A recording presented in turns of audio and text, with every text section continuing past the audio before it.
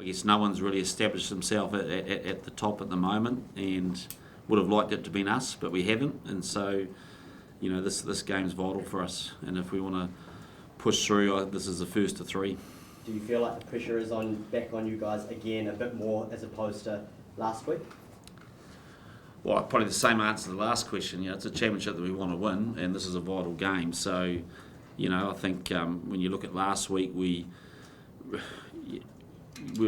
bitterly disappointed with the result. There's no doubt about that, because when you're looking at the game, you're looking at the first 50-odd minutes and thinking, well, actually that group had a good base for that game. We should have been good enough to push through and win it.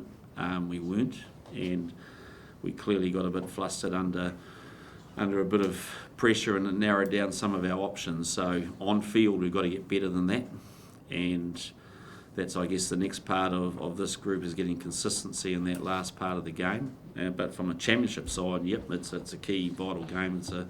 You have to go in and win this one. The decision not to change the starting 15, what makes you confident that these guys can go out there and turn the result around? Yeah, a lot of that's based on the performance earlier in the game. I thought we kept them in the game with, probably some inaccuracies on that offside line, which was frustrating, and they went 3, 6, 9, 12 and stayed in the hunt. But overall, I thought scrum was strong. The line-out functioned really, really well. We were, our carries were going good. We were seeing the kicking space. We were actually doing a whole lot of good stuff. And I think that group's, we're backing that and making sure we actually grow and get a few more lessons from that as well. Were there some tough conversations during the week with players about performance, discipline and things like that you had to have, or the coaching staff had to have with some of the players? Yeah, look, I think you have those conversations anyway. They're always have a bit more rigour after a loss. And particularly games where we were giving teams a lot of kickable penalties against us, and 18 points where we're feeding their psyche is frustrating. You talked about the staying with the starting 15 being a result of the start to the game. Is the 4 changes to the bench therefore a result of the way you finished the game? Yeah, I think there's a little bit of that. I think, like in Brodie's case, he's probably a return to play more than anything. It's tough on Tupou because he didn't actually get on the field, and again, so he's a guy we've got a lot of time for, but we're utilising this as a chance for him to play NPC and get some minutes. I think Dalton is, we've been desperate to give him some game time, and he's clearly a guy that we've got a lot of confidence in, so it gives him a chance to get some minutes. And Bodie's also coming back from injury, so Colsey, well, he's Colsey really.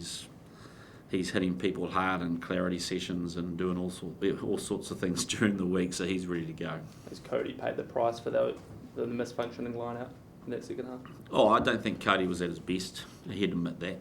And but we've got a lot of faith in him. He's a quality rugby player, but sometimes it's the right thing to get that is just to take him out and just to work hard on things behind the scenes. Has there been a greater responsibility put on the leadership group this week, given the ill discipline in that second half, to tidy up that area and get the messages right on the field?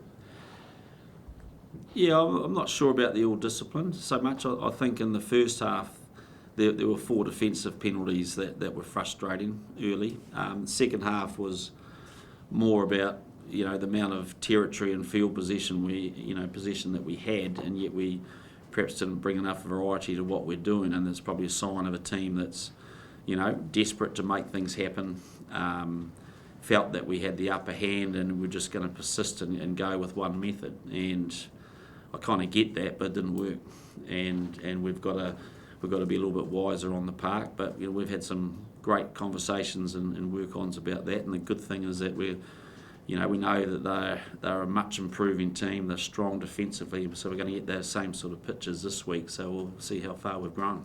Ian, you've talked a lot this year about this team evolving and building. I think you even referred to rebuilding after Christchurch. What's holding them back from taking the next step, do you think?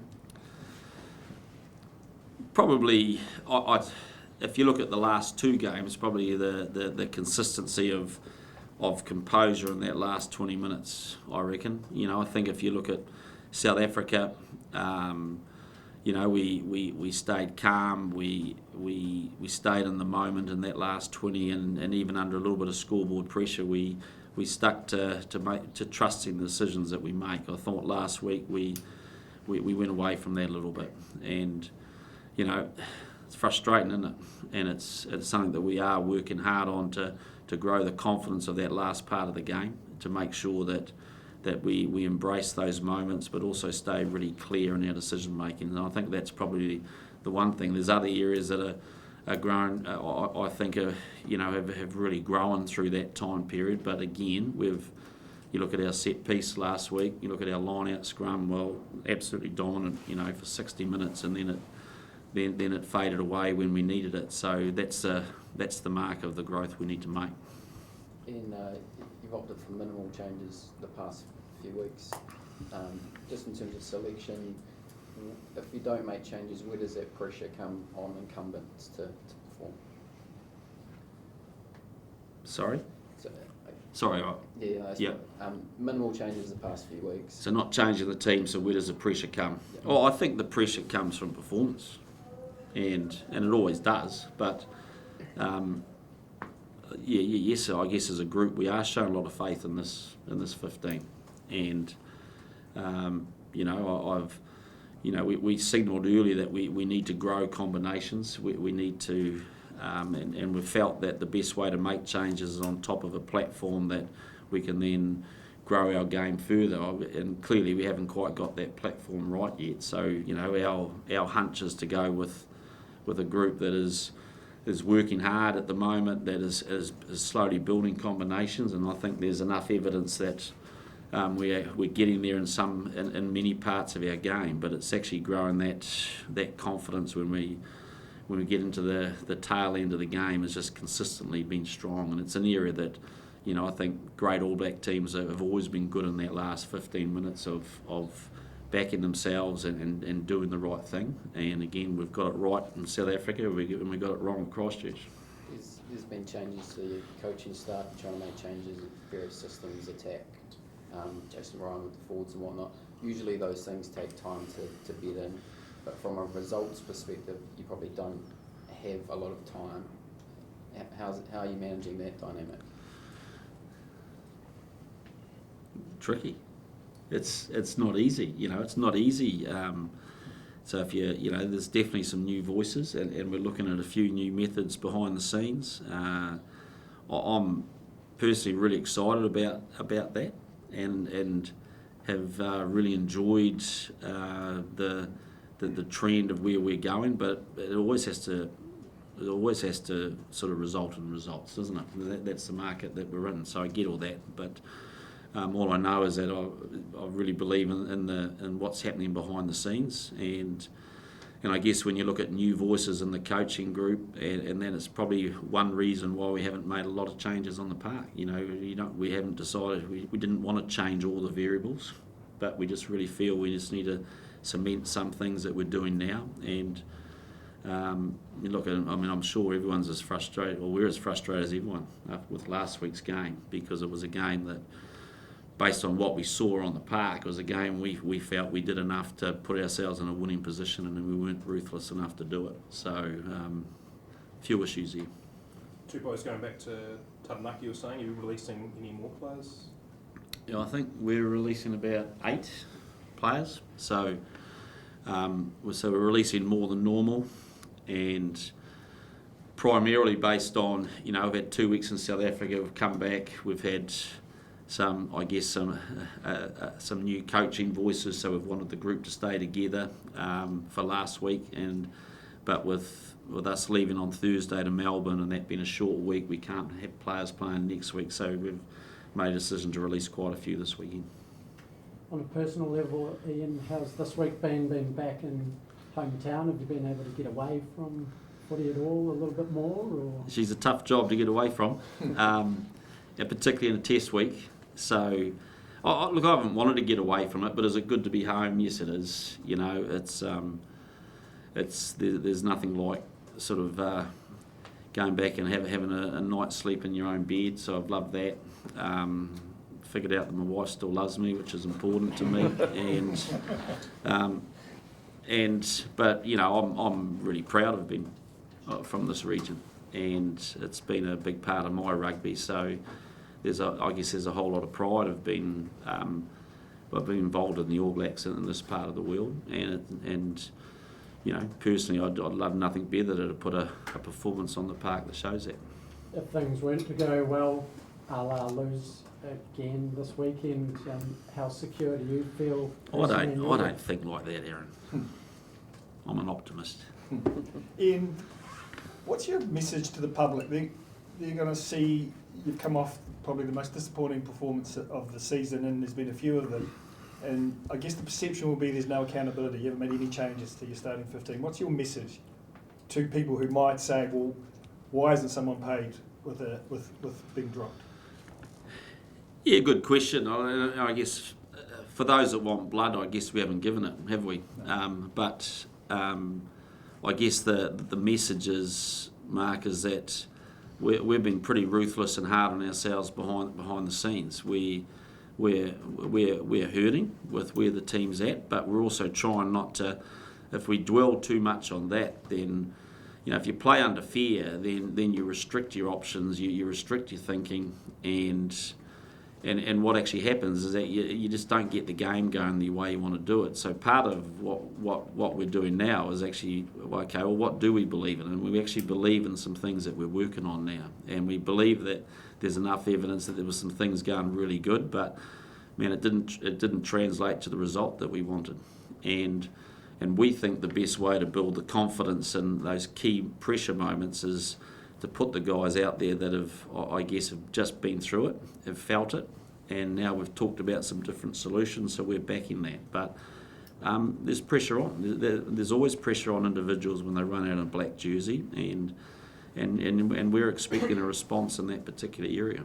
Just the other side of it is, are you confident that some of those guys, particularly in the pack, they've played a lot of rugby this year, they might have looked a little bit tired back into that test? Are you confident guys, I guess, like Sammy Whitelock, who's played a lot of rugby in his career, they've still got a spring in their step, they've still got what they need? Yeah, look, I think Sammy's played some great tests, ironically, the last couple of months, and frankly, the yellow card near the end of the game didn't help some of that, where we had to leave a few legs on. So that's something that's a bit of a niggle in the last couple of tests, is that getting that yellow card near the end, where we maybe can't make the change that we want. But am I confident? Yes, I am. And in terms of the players, but they also know that we've got to respond.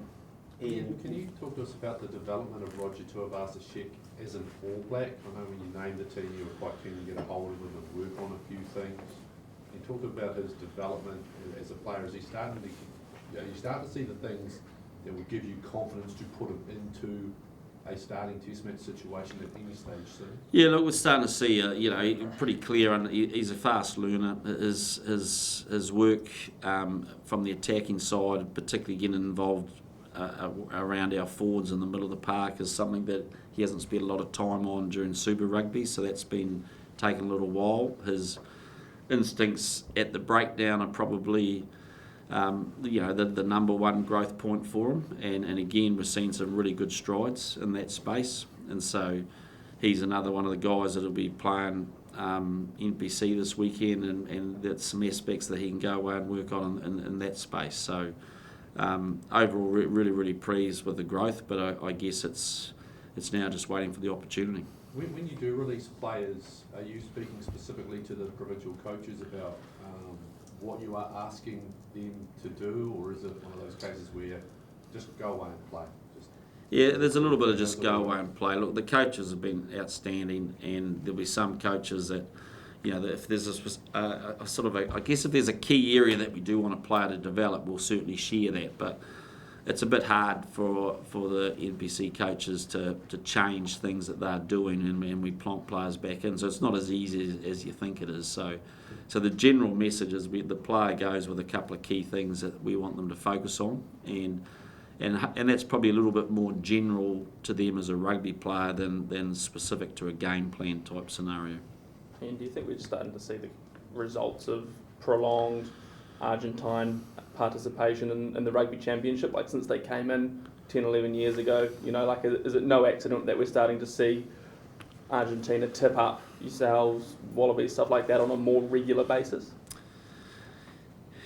Yeah, well, in some ways, yes. I mean, their scenario's changed dramatically, hasn't it? Like when they were involved in Super Rugby, they were probably guilty of getting worn out because of all the travel they did, and whereas the last couple of years they've become basically European-based players playing in European competitions, and when they've come together, they probably have done a lot less travel than what they used to. So it could be the flip side of them leaving the Super Rugby competition has probably strengthened their squad from an international side.